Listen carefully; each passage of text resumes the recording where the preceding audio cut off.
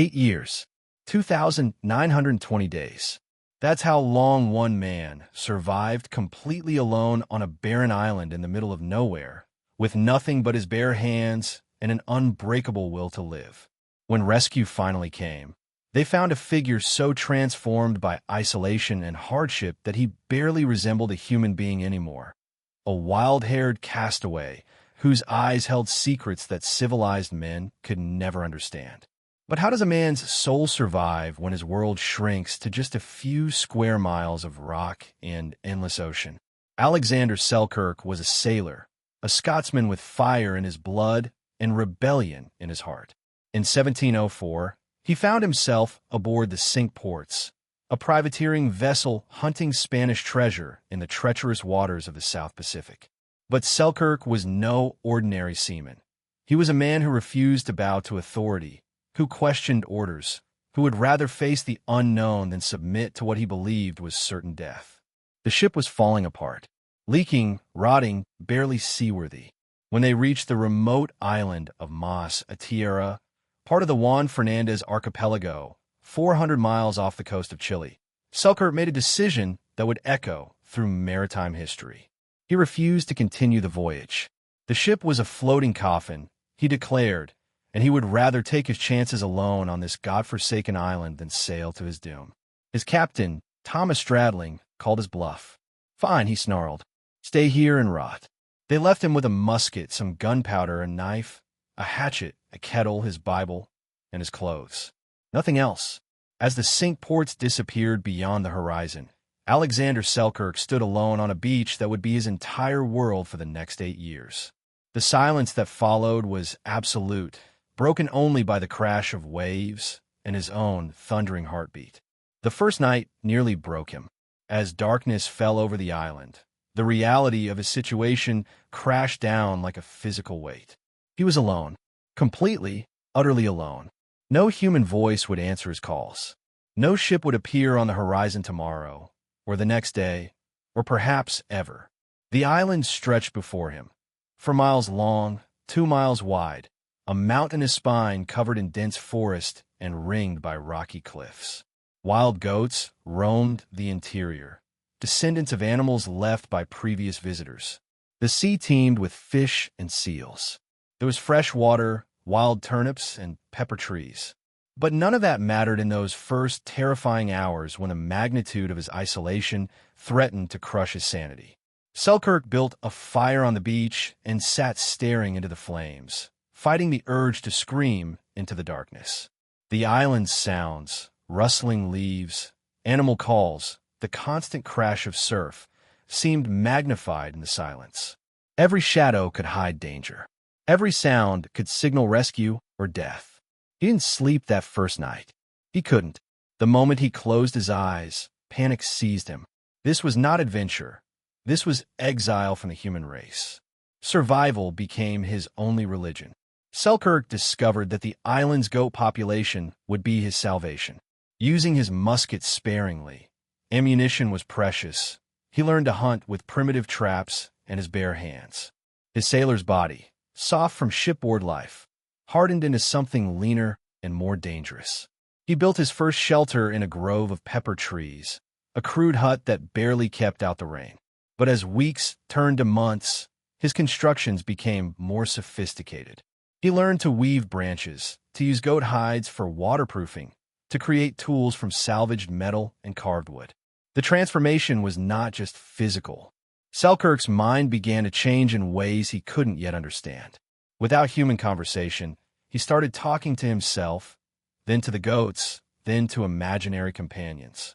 His reflection in tidal pools showed a face growing wild and strange, hair and beard lengthening, eyes taking on an intensity that belonged more to predator than man. But the most disturbing change was how natural it began to feel. By his 6th month, Selkirk could run down goats across the island's treacherous terrain, his feet tough as leather, his senses sharp as any wild animal's. He was becoming something that was no longer quite human. The second year brought new torments. Selkirk had mastered the basics of survival, but his mind became his greatest enemy. Without books beyond his Bible, without conversation, Without any of the mental stimulation that defines human existence, his thoughts turned inward and dark. He began experiencing hallucinations so vivid they seemed more real than his actual surroundings. Ships appeared on the horizon daily, phantom vessels that dissolved when he reached the signal fires he had built on the island's highest peaks. He held elaborate conversations with people who weren't there, argued with phantoms, even fell in love with apparitions his desperate mind created.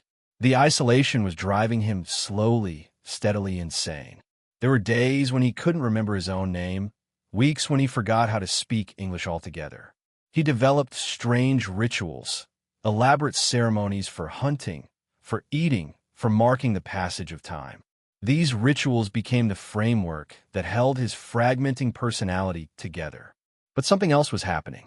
In his deepest moments of despair, when madness seemed to be winning, Selkirk discovered reserves of strength he never knew existed. He began to see his exile not as punishment, but as a test.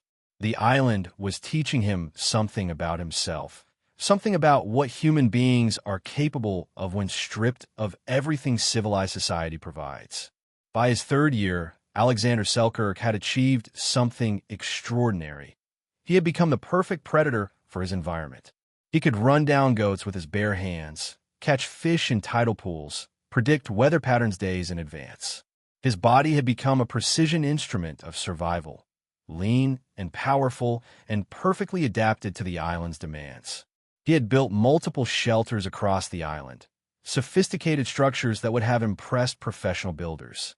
His main compound included sleeping quarters, food storage, workshops for crafting tools, even a primitive observatory where he tracked the movements of stars and seasons. But mastery came at a terrible cost. Selkirk's grip on human identity continued to slip. He spoke only in grunts and growls, communicating with the island's wildlife in ways that seemed almost supernatural. His movements became fluid and predatory. His senses sharpened to inhuman levels. He could smell weather changes, hear the footsteps of goats from miles away, see in near total darkness. The most disturbing development was how comfortable he had become with his transformation. Days would pass when he forgot entirely that he had ever been part of human civilization. He was becoming something new, something that had never existed before. A creature perfectly adapted to this one small world, but increasingly alien to the species he had been born into. The middle years of Selkirk's exile brought his greatest spiritual crisis. He had survived longer than should have been possible, but survival itself had become a kind of living death. What was the point of perfect adaptation if there was no one to share it with? What was the meaning of mastery over an environment that would never be seen by another human soul? During his fifth winter, Selkirk experienced what could only be described as a complete breakdown of his sense of self. For weeks, he couldn't remember being anything other than what he had become, a wild creature that happened to possess human-like intelligence. The memories of his life before the island seemed like stories he had heard about someone else. He stopped maintaining his shelters, stopped hunting systematically, stopped caring whether he lived or died. For months, he wandered the island like a ghost, eating when hunger forced him to, sleeping wherever exhaustion overtook him. He had achieved perfect harmony with his environment, but lost his soul in the process. The recovery began with pain. A serious injury, a fall from a cliff while chasing goats, left him immobilized for weeks. During his forced stillness, something shifted. The physical pain somehow reconnected him to his human identity. He remembered his name, his origins, his dreams of returning to civilization. But this renewed humanity came with its own torment. Now he was fully aware of what he had lost, what he had become, and how impossible it seemed that he would ever be anything else. The seventh year marked a profound transformation in Selkirk's understanding of his situation. He had moved beyond mere survival, beyond the struggle between civilization and savagery, into something entirely new, a kind of philosophical enlightenment born from complete solitude. He began to see his island exile as the ultimate human experiment. Here, stripped of every external support and influence, He was discovering what remained when everything else fell away. The answer was both terrifying and magnificent. Everything he needed was already within him. Selkirk developed a sophisticated understanding of natural philosophy that would have impressed university scholars. He could predict weather patterns weeks in advance, understand the complex relationships between the island's various species, even anticipate changes in ocean currents and tides. His knowledge was intuitive and deep in ways that book learning could never achieve. But more importantly, he achieved a kind of spiritual peace that had eluded him throughout his previous life.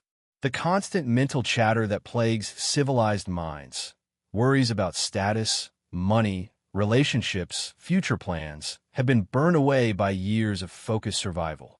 What remained was a clarity of thought and purpose that felt almost divine. He began to understand that his exile might not be punishment, but privilege. How many men had ever lived so completely in the present moment? How many had ever achieved such perfect understanding of their environment? How many had ever been forced to discover the absolute limits of human adaptability?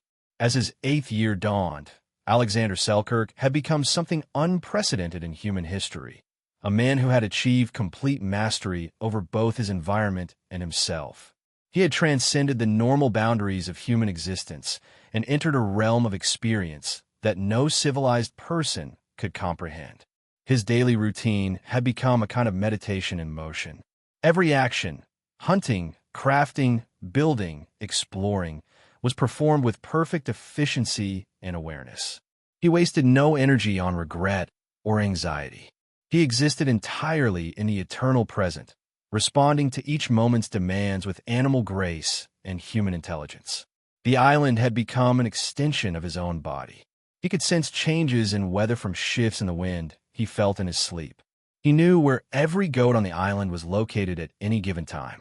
He could navigate in complete darkness using senses he had developed that had no names in any human language. But perhaps most remarkably, he had found joy.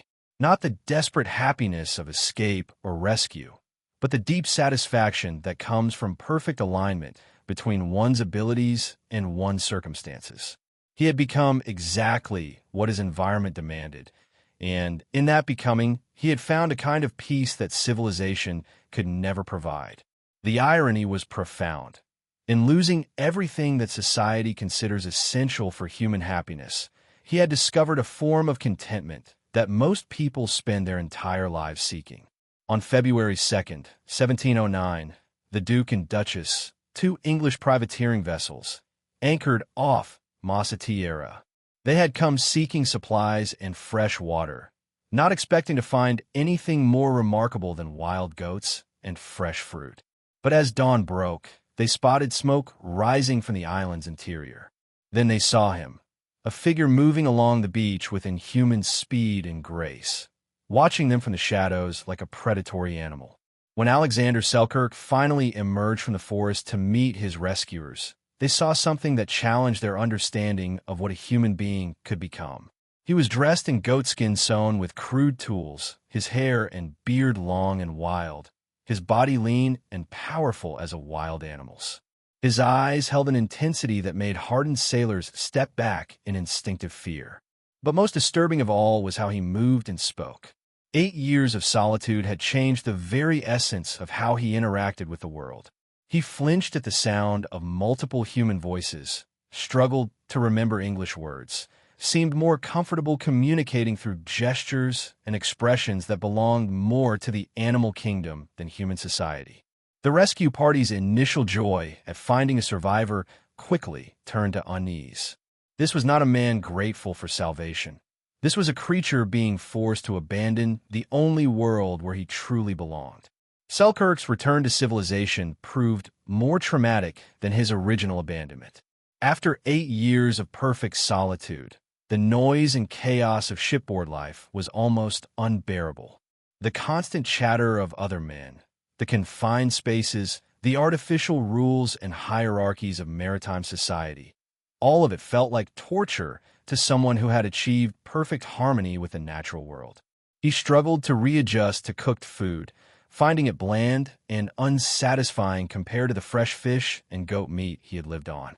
He couldn't sleep in the ship's cramped quarters, instead spending his nights on deck under the open sky. The very presence of other people made him nervous and agitated. But the cruelest irony was that his extraordinary survival skills, which had made him a master of his island domain, were worthless in civilized society. His ability to run down goats, to predict weather through natural signs, to survive on minimal resources, these were curiosities at best, reasons for mockery at worst. When he finally reached London, Selkirk became a sensation. His story was published, embellished, and eventually immortalized in Daniel Defoe's Robinson Crusoe. But the real man behind the legend struggled to find his place in a world that seemed alien after his years of perfect adaptation to nature. Alexander Selkirk's story spread across Europe like wildfire, inspiring countless imitators and adaptations. But the man himself remained largely misunderstood. Popular accounts focused on his survival techniques and dramatic rescue, missing the profound psychological and spiritual transformation that had actually taken place. What made Selkirk's story truly remarkable was not that he survived 8 years alone. It was that he had discovered something fundamental about human nature in the process. He had proven that underneath all the complexities of civilization lies a core of adaptability and resilience that most people never access. His time on the island had stripped away every non-essential aspect of human existence, revealing what remains when everything else falls away. The answer was both humbling and inspiring. We are capable of far more than we imagine, but the cost of discovering our limits may be the loss of everything we think makes us human. Selkirk never fully readjusted to civilization. He returned to sea, but never found the peace he had known on his island. The man who had mastered one of Earth's most challenging environments couldn't master the simple art of living among other people. The story of Alexander Selkirk forces us to confront uncomfortable questions about the nature of human happiness and the price of adaptation. He achieved something that most survival experts would consider impossible. Not just surviving 8 years in complete isolation, but thriving in ways that revealed new possibilities for human existence. Yet his return to civilization was a tragedy. The very skills and perspectives that had saved his life on the island made him unfit for normal human society. He had become too perfectly adapted to one environment to ever feel at home in another. His story suggests that the human capacity for adaptation is both our greatest strength and our greatest vulnerability. We can become almost anything our environment demands, but in that becoming, we may lose something essential about what we were. Alexander Selkirk's 8 years alone on Mas Atiera represent one of the most extreme experiments in human adaptation ever documented. He proved that a single human being, stripped of all the supports and structures of civilization, can not only survive but achieve a kind of transcendence that most people never experience. But his story is also a warning about the cost of such transformation. In becoming perfectly adapted to his island environment, he became imperfectly adapted to human society. The very qualities that made him a master of survival made him a stranger to his own species. His legacy lives in every person who has ever wondered what they would do if stripped of everything familiar, everyone they depend on, everything that defines their identity. Selkirk's answer was both inspiring and terrifying. You would discover that you are capable of becoming something entirely new, something that has never existed before. But in that discovery, you might lose the very thing you were trying to save, your essential humanity. The man who survived 8 years on a barren island didn't just endure an ordeal.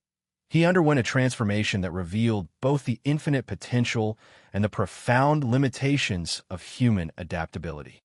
His story reminds us that survival is never just about staying alive. It's about deciding what version of ourselves we're willing to become in order to keep living. And sometimes the price of survival is the loss of everything we thought we were fighting to preserve.